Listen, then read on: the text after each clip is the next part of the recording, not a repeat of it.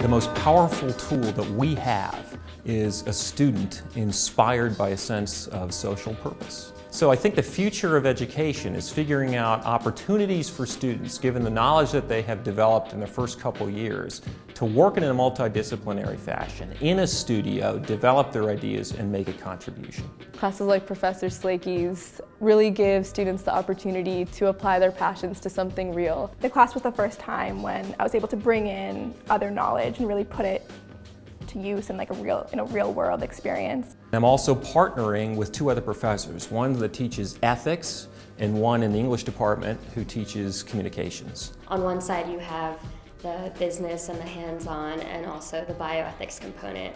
And then we also have been looking at more of the science. They break into groups of their own choosing. And that really helped improve myself as a team player. They identify some social issue.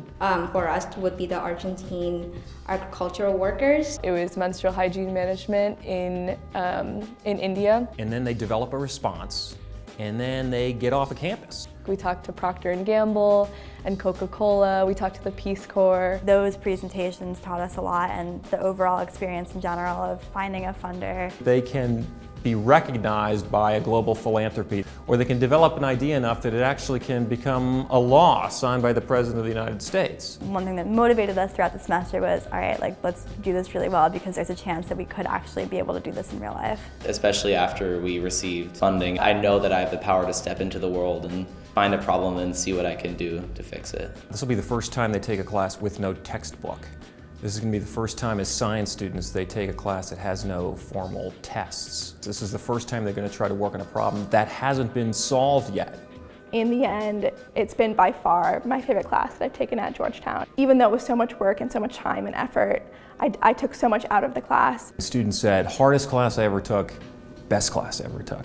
You know, every professor wants to know that they're challenging their student, but at the same time the student's appreciating what they're learning. We are encouraged by these incredibly successful professors who their careers are so broad and the things they've done, and they're viewing us as equals. That was really inspiring, and that's something I really think everyone at this university should experience.